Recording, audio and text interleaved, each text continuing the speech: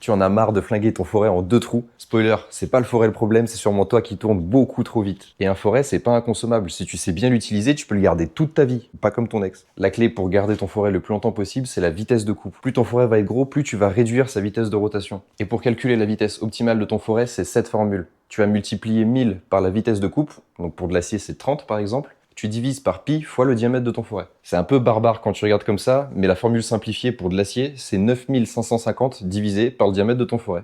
C'est tout, et tu auras ta vitesse de rotation. Et si tu as la flemme de calculer, voici quelques valeurs pour de l'acier standard. Pour un forêt diamètre 3, tu vas tourner aux alentours de 3000 tours par minute. Pour du diamètre 6, 1500 tours, pour du diamètre 10, 900 tours, et pour du diamètre 13, environ 600 tours par minute.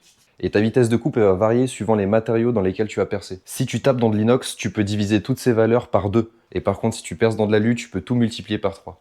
Surtout, n'oublie pas de mettre une goutte d'huile, sinon ça va chauffer et tu vas niquer la trempe de ton forêt. Et ça va aussi aider à l'évacuation de tes copeaux, surtout pour de l'alu par exemple qui a vachement tendance à coller. Et s'il vous plaît, arrêtez de faire ça, c'est un forêt, c'est pas une fraise. Putain, pourquoi je fais ça?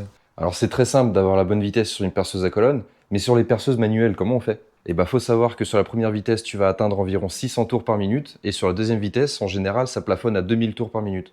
Donc quand tu sais ça, t'es déjà sur la bonne voie pour atteindre ta bonne vitesse de rotation. Donc tu retiens, tu calcules, tu tournes moins vite, tu lubrifies un peu, et tu verras que ton forêt va te durer beaucoup plus longtemps. Et d'ailleurs, dis-moi en commentaire si tu veux un tuto pour savoir comment bien affûter un forêt. Et n'oublie pas de t'abonner si tu veux arrêter de massacrer tous tes outils. Allez, ciao!